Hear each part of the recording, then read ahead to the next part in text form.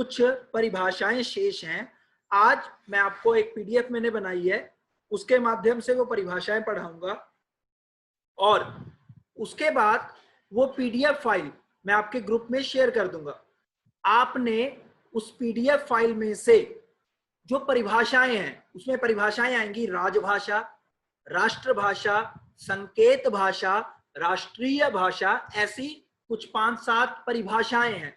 वो परिभाषाएं आपने अपनी व्याकरण पाठ्य पुस्तक पाठ 1 के साथ लिख लेनी है।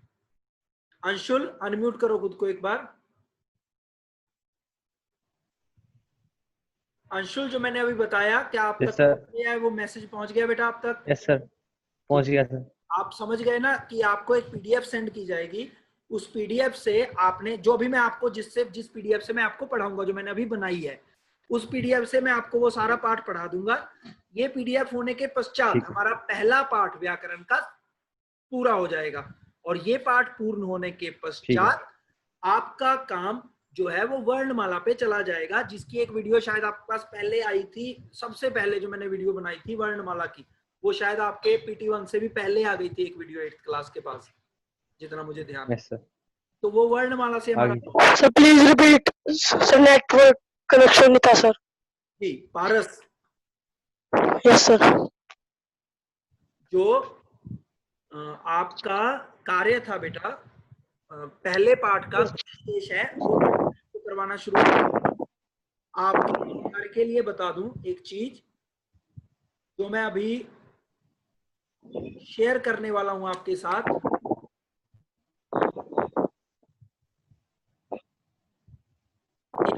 मुझे वो निकाल लेने दीजिए।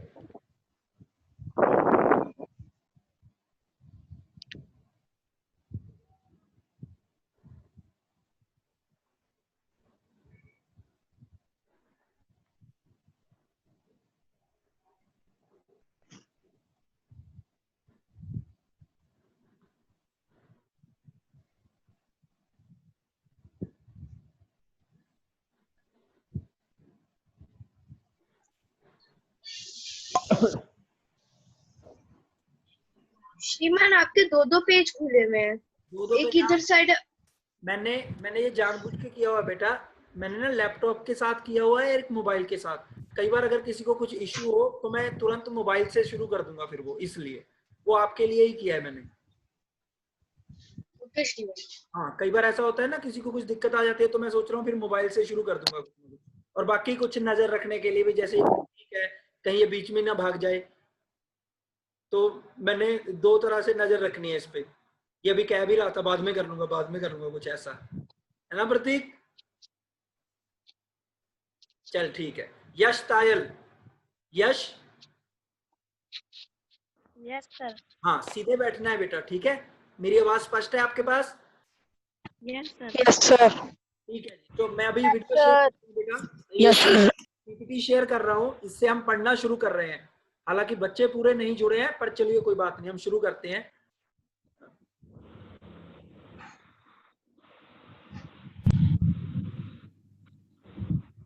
आप सबको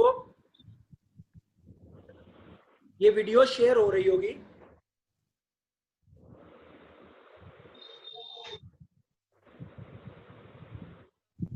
क्या आप सबको ये वीडियो शेयर हो रही है बेटा? Yes sir. अब आप खुद को म्यूट पे रखेंगे। ये आप जो देख रहे हैं ये क्या है भाई? हॉस्टल बिल्डिंग मिस कर रहे हो? Yes sir. Yes sir, hostel building. अब तो बहुत कर रहे हैं ना। चलिए तो शुरू करते हैं। प्रिय विद्यार्थियों, स्वागत है आप सभी का अक्षर ज्ञान नामक इस चैनल पर। लवकुश भवन गीता निकेतन आवासीय विद्यालय। आज का जो हमारा विषय है वह है हिंदी भाषा की स्थिति, राजभाषा, राष्ट्रभाषा एवं राष्ट्रीय भाषा के बारे में ज्ञान प्राप्त करना और व्याकरण के विभाग।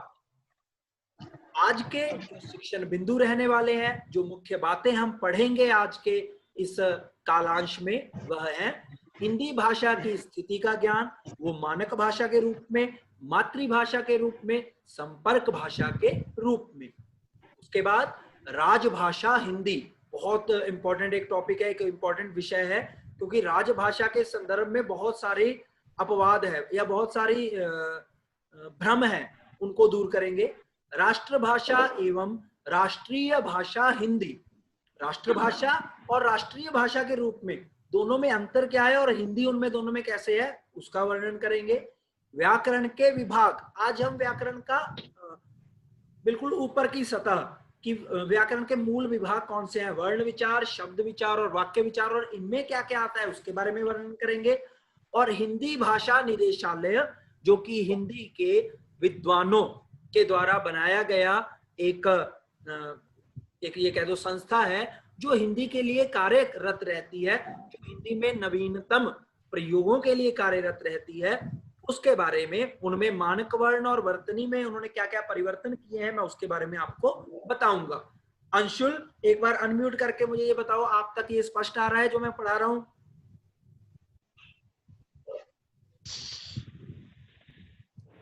Yes sir. बिल्कुल क्लियर है बेटा? Yes sir. सर क्लियर नहीं है। जिसको क्लियर नहीं है, रणदीप सिंह, रणदीप यस आप सर। बेटा? नो सर, क्लियर नहीं है। हाँ, ये रणदीप, आप अपनी वीडियो, आप खुद की वीडियो बंद कर लीजिए, फिर आप देखिए। कईयों के पास, कई बच्चे जिनके पास नेटवर्क का इशू है बेटा, वो कुछ समय के यस सर। तो खुद की वीडियो बंद करके ना फिर देखिए, उनके पास आवाज क्लियर आएगी और ये वीडियो भी। Yes sir. आगे चलते हैं। सबसे पहले पढ़ेंगे हिंदी भाषा की स्थिति। भारत की संपूर्ण आबादी में हिंदी सबसे अधिक प्रचलित एवं व्यापक रूप में है, व्यापक जनभाषा के रूप में, क्योंकि भारत की जितनी आबादी है उसका बहुत ज्यादा प्रतिशत भाग हिंदी बोलता है, हिंदी समझता है, उनमें हिंदी भाषा प्रचलित है। संपूर्ण विश्व में, और ये तो थी भारत की बात, संपूर्ण विश्व में अंग्रेजी और चीनी भाषा के बाद हिंदी बोलने वालों की संख्या सबसे अधिक है। ये हमारे लिए गर्व की बात भी है और हिंदी भाषा की महानता को भी ये बात स्पष्ट करती है कि हिंदी संपूर्ण विश्व में सबसे ज्यादा बोली समझी जाने वाली तीसरे नंबर की भाषा है। भारत के 9 राज्यों तथा एक केंद्र शासित प्रदेश की आधिकारिक राजभाषा भी क्या है? हिंदी है। आधिकारिक राजभाषा अर्थात वह भाषा जिसमें उन राज्यों का जो प्रशासनिक कार्य है वो किया जाता है। जब अलग अलग राज्यों के लोग आपस में मिलते हैं तो प्रायः हिंदी ही उनकी वार्तालाप का माध्यम होती है। बेटा, आपके पास जो स्क्रीन है वो अच्छे से शो हो रही है? Yes sir. Yes sir. Yes sir. ठीक है बेटा, Yes, sir. म्यूट कर लीजिए खुद को, म्यूट कर लीजिए। जब अलग अलग राज्यों के लोग आपस में मिलते हैं तो प्रायः हिंदी ही उनकी वार्तालाप का माध्यम होता है। मैं पंजाब से हूँ, आप में से कुछ बिहार से हैं, कुछ हरियाणा से हैं, कुछ उत्तर प्रदेश से हैं, कुछ शायद उत्तरांचल से होंगे। तो ऐसे छात्र जब एक प्लेटफॉर्म पर, एक ही स्थान पर मिलते हैं हम सब, तो प्रायः हम जिस भाषा का प्रयोग करते हैं वह भाषा है हिंदी। संपूर्ण भारत को एक सूत्र में पिरोने के कारण हिंदी राष्ट्रभाषा की कोटि में सर्वोपरि है। राष्ट्रभाषा, वह भाषा जिसका प्रयोग सबसे अधिक होता है, ये राष्ट्रभाषा की एक सामान्य परिभाषा है। जब हम आगे अभी राष्ट्रभाषा के बारे में करेंगे तो आप और अच्छे से समझ जाएंगे। चलिए आगे चलते हैं। तो ये हो गई हिंदी भाषा की स्थिति। आगे है भाषा के रूप। भाषा के रूप कौन कौन से होते हैं? ये सभी भाषाओं के रूप हो सकते हैं, जो भी भाषाएं, जो 22 भाषाएं संविधान द्वारा दी गई हैं, मानित है, प्रमाणित है। सबसे पहले है मातृभाषा। मातृभाषा अर्थात ये वो परिभाषाएं बेटा जो आपने अपनी कॉपी पर लिखनी है। सबसे पहले मातृभाषा। किसी बच्चे ने खुद को अनम्यूट किया है, वो म्यूट कर लेंगे।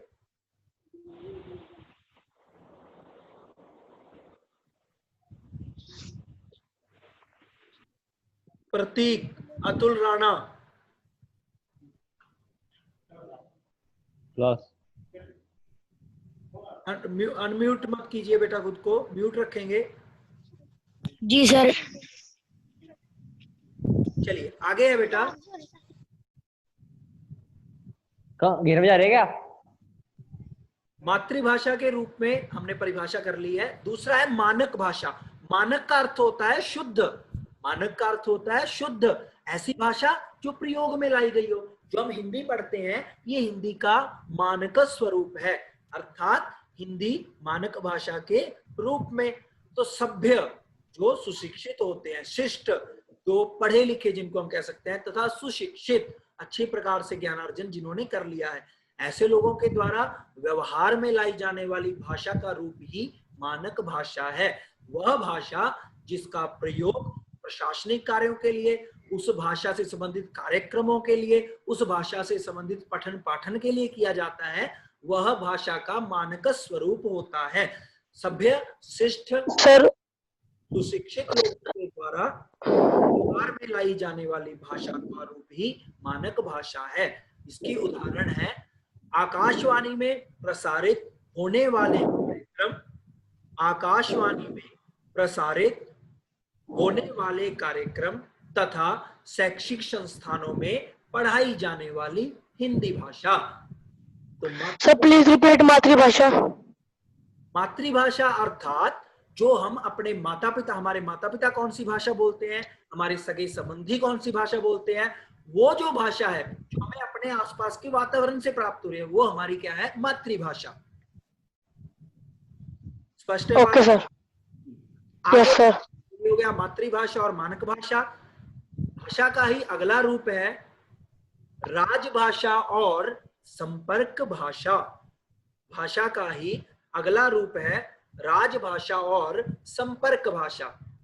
राजभाषा ये सबसे महत्वपूर्ण विषय है बेटा, क्योंकि जब भी कभी आपसे पूछे कोई संविधान के द्वारा हिंदी को कौन सी भाषा कहा गया है, राजभाषा अथवा राष्ट्रीय भाषा, तो आप कह सके हिंदी भारत की राजभाषा है, जो कि संविधान में लिखी गई है। किसी देश की, देश को मैंने इसीलिए हाईलाइट किया है, यहाँ पर रेड कलर का कर दिया है, किसी देश की मुख्य प्रचलित भाषा जो उस देश में प्रचलित है, किसी एक राज्य में नहीं, पंजाब, हरियाणा, हिमाचल, चंडीगढ़, उत्तर प्रदेश, उत्तराखंड में नहीं, पूरे देश में मुख्य प्रचलित भाषा जिसका प्रयोग राजकीय कार्यों में होता है, उसे राजभाषा कहते हैं। तो राजभाषा अर्थात उस देश की प्रशासनिक या राजकीय कार्यों में प्रयोग होने वाली भाषा, ना कि उस राज्य में प्रयोग होने वाली। स्पष्ट हुई मेरी बात बेटा? Yes sir. ठीक है, आप म्यूट रखेंगे खुद को, गुड। राजभाषा शब्द राज्य भाषा से अलग अर्थ रखता है। राज्य भाषा से अलग कैसे? जैसे पंजाब की राज्य भाषा पंजाबी है, तो यहाँ पर राज्य अर्थात एक स्टेट, परंतु राजभाषा का जो दायित्व है, उसका जो क्षेत्र है वो विशाल है। राजभाषा अर्थात उस पूरे देश की भाषा। अगर मैं कहूं हिंदी हमारी राजभाषा है, तो अर्थात इसका अर्थ क्या हुआ, हिंदी भारत की राजभाषा है। चलिए आगे है तीसरा पॉइंट इसी में। संविधान में अगर आपसे कोई पूछता है हिंदी को कहां लिखा गया है कि ये राजभाषा है, तो संविधान में अनुच्छेद 343 से 351 तक राजभाषा के संबंध में व्यवस्था की गई है। यहाँ अनुच्छेद 343 से 351 तक में ये बताया गया है कि राजभाषा का क्या प्रारूप होगा, इसकी लिपि कौन सी होगी, ये किस रूप में प्रयोग होगी, इन सभी बातों का वर्णन किया गया है। और राजभाषा घोषित कब किया गया, तो 14 सितंबर 1949 को, 14 सितंबर 1949 को हिंदी को भारत की राजभाषा घोषित किया गया। अब घोषित किया गया 19 सितंबर 1949 को, और इसी के कारण 14 सितंबर को प्रतिवर्ष प्रत्येक 14 सितंबर को दिवस के रूप में। Sir, your voice is not clear. हाँ, वीडियो बंद करके रखो बेटा। Sir, बंद है।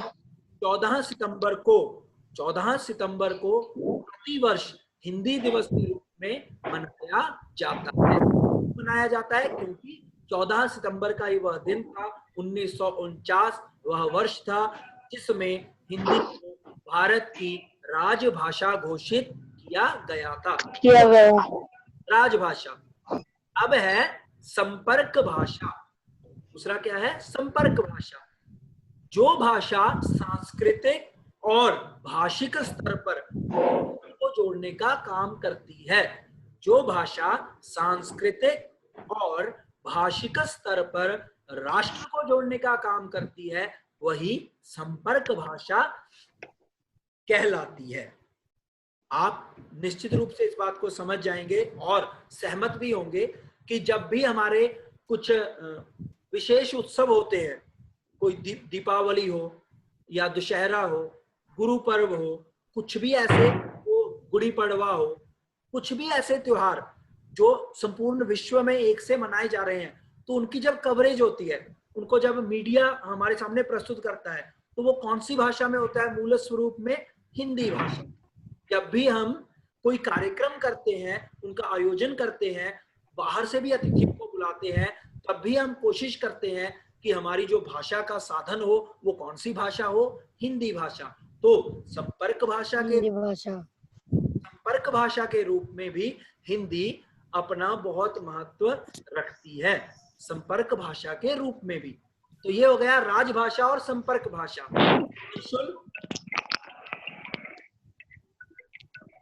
Anshul, yes sir. I need your feedback बेटा। ठीक रहा अभी तक का? Yes sir. ठीक है, आगे है राष्ट्रभाषा और राष्ट्रीय भाषा। एक बात अच्छे से समझ लीजिए बेटा, राष्ट्रभाषा और राष्ट्रीय भाषा। राष्ट्रभाषा कोई हर एक राष्ट्र की राष्ट्रभाषा एक है और कोई संदेह नहीं है, हिंदी को राष्ट्रभाषा अभी घोषित नहीं किया गया है। परंतु हम राष्ट्रभाषा और राष्ट्रीय भाषा की बात करें तो किस प्रकार से? थोड़ा सा आवाज नहीं आ रही सर आपकी। राष्ट्रभाषा और राष्ट्रीय भाषा में थोड़ा सा अंतर है। आवाज पारस, आपकी। आप में से जो भी बोलना चाहता है, पहले आप हैंड रेज करेंगे बेटा, उसके बाद बोलेंगे। आप बीच में नहीं बोलेंगे, आप हैंड रेज करेंगे फिर बोलेंगे। पारस बोलिए बेटा। Sir, your voice is not clear. हाँ, तो वॉइस के लिए कई बार अनसर्टेन होता है आपके पास जो ये है ना बेटा आपका कनेक्शन, उसमें कई बार कोई समस्या हो सकती है। आप थोड़ा पेशेंस रखें, वो कनेक्ट हो जाता है, रिकनेक्ट।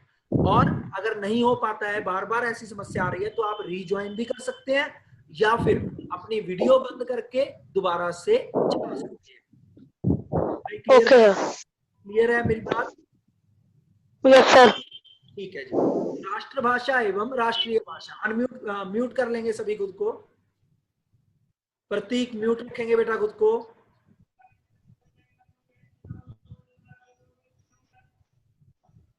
जी, तो राष्ट्रभाषा और राष्ट्रीय भाषा किसी राष्ट्र की मुख्य प्रचलित भाषा जिसका प्रयोग उस राष्ट्र के अन्य भाषा बोलने वाले नागरिक भी करते हैं। किसी राष्ट्र की, किसी देश की मुख्य प्रचलित भाषा है जिसका प्रयोग उस राष्ट्र के अन्य भाषा बोलने वाले नागरिक भी करते हैं। यदि मैं पंजाब से हूँ, मेरी मातृभाषा पंजाबी है, परंतु मैं हिंदी का प्रयोग भी करता हूँ। कोई उत्तराखंड से है, वो उत्तराखंड की जो भाषाएं हैं उनका प्रयोग करता है, वो गढ़वाली कुमाऊनी का प्रयोग करता है, बोलियों का प्रयोग करता है, परंतु फिर भी वो हिंदी भाषा का प्रयोग करता है। कोई उड़ीसा से है, वो उड़िया का प्रयोग करता है, परंतु फिर भी वो हिंदी भाषा को बोलता, समझता और उसका प्रयोग करता है। अर्थात हिंदी हमारे भारत में ही नहीं, अन्य देशों में भी। बाली एक ऐसा देश है जिसमें हमसे भी शायद अत्यधिक जो हिंदी भाषा के चिन्ह हैं वो मिल सकते हैं। जो हिंदी भाषा के बोलने वाले हैं उनकी संख्या वहां पर भी बहुत अच्छे उस पे है, और समझने वाले तो संपूर्ण विश्व में मैंने आपको बता दिया तीसरे नंबर पर हिंदी भाषा बोली और समझी जा सकती है। हालांकि बोली तीसरे नंबर पर जा सकती है, समझने में तो इसका स्थान उससे भी ऊपर आ जाता है। शायद ये दूसरे नंबर की भाषा है जो समझ में आती है लोगों की। तो किसी राष्ट्र की मुख्य प्रचलित भाषा, इसलिए हमारे पास सारी भाषाएं हैं, सभी जो संविधान ने हमें दी हैं वो सभी राष्ट्रभाषा बन सकती हैं, कोई संदेह नहीं है। परंतु क्योंकि राष्ट्रभाषा एक होती है और हिंदी इसमें सबसे अधिक अग्रणी इसलिए है क्योंकि हिंदी सबसे अधिक बोली और समझी जाती है। और राष्ट्रीय भाषा किसी भी देश के प्रयोग हो रही भाषाएं उस राष्ट्र की राष्ट्रीय भाषाएं कहलाती हैं। अर्थात सभी राष्ट्रीय भाषाएं ही हैं जो 22 संविधान ने मान ली हैं या इसके बाद भी जो मानी जाएंगी, परंतु उनमें भी जो प्रमुख रूप से राष्ट्रभाषा बनने की कोटि में है या सबसे आगे है वो है हिंदी भाषा। ये भी हिंदी भाषा का एक महत्व है। आगे देखेंगे व्याकरण, परिभाषा और विभाग। व्याकरण की परिभाषा को समझना और इसके विभागों को समझना। पारस बोलिए बेटा। सर राष्ट्रभाषा, sir please repeat.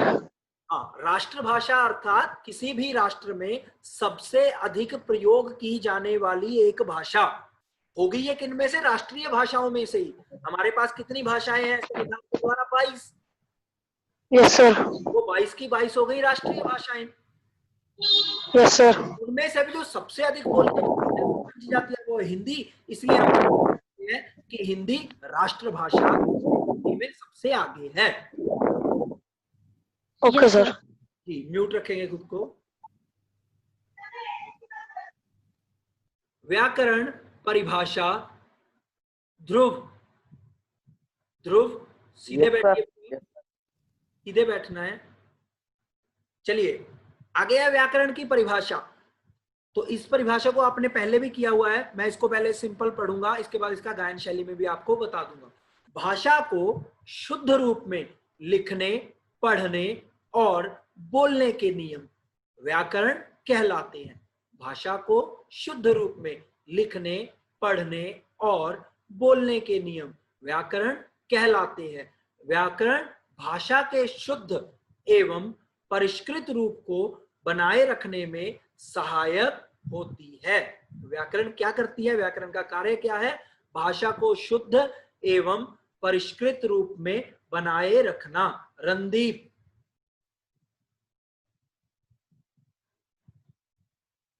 Randeep. Yes sir. ध्यान रखेंगे बेटा कक्षा यस सर। कक्षा में ध्यान रखेंगे। Yes sir. तो ये हो गई परिभाषा। परिभाषा में हम क्या कह सकते हैं? भाषा को शुद्ध रूप में लिखने, पढ़ने और बोलने के नियम व्याकरण कहलाते हैं।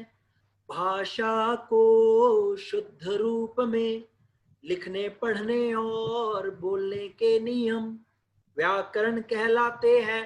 तो व्याकरण का कार्य क्या है? शुद्ध एवं परिष्कृत रूप को बनाए रखना। अब है भाषा के विभाग जिनमें वर्ण विचार। अब ये जो भाग है बेटा ये हम आगे आगे अपनी कक्षाओं में पढ़ेंगे। इसका बस मूल चूर एक बस ऊपर सतह को हम आज छुएंगे। वर्ण विचार में हम लोग पढ़ेंगे वर्णों का उच्चारण, उनका वर्गीकरण और संधि। शब्द विचार में हम लोग पढ़ेंगे शब्दों के प्रकार, उनकी उत्पत्ति और रचना के आधार पर। वाक्य में हम पढ़ेंगे वाक्य के भेद, उसके अंग, उसके उपांग, विश्लेषण, संश्लेषण और विराम चिन्ह। ये आगे आने वाले विषय हैं। ये आगे आने वाले विषय हैं। आप चलिए मीटिंग अभी समाप्त होने वाली है। इसके बाद बस एक चीज रह गई, हिंदी निदेशालय द्वारा जारी हिंदी के मानक वर्ण और वर्तनी। अब देखिए इनको अच्छे से देख लेंगे। ये आपने सिर्फ समझने हैं, ये आपको लिखने के लिए नहीं है, ताकि आप हिंदी की आधुनिक संरचना से थोड़ा परिचित हो सके। संयुक्त वर्ण पाई हटाकर तथा हलंत लगाकर बनाए जाते हैं। संयुक्त वर्ण पहले हम क्या करते थे, जैसे संयुक्त में भी क और त लिखा हुआ है ना, तो अब इनको क्या कर दिया गया कि हम आसानी के लिए ये कर दिया गया है, जैसे बच्चा, च में से पाई हटा दी, अर्थात वो लाइन, जैसे ये इस च में है, इसमें नहीं है, तो वो लाइन हटा दी गई है।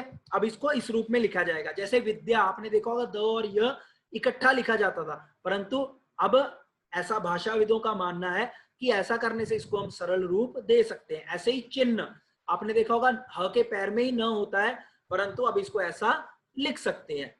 उसके बाद दूसरा है विभक्ति चिन्ह, संज्ञा शब्दों से पृथक तथा सर्वनाम शब्दों से मिलाकर विभक्ति चिन्ह, जो कर्ता ने कर्म को कर्ण से के द्वारा, जैसे संज्ञा के साथ तो ये अलग करके, जैसे राम को अलग कर दिया, ये विभक्ति चिन्ह है।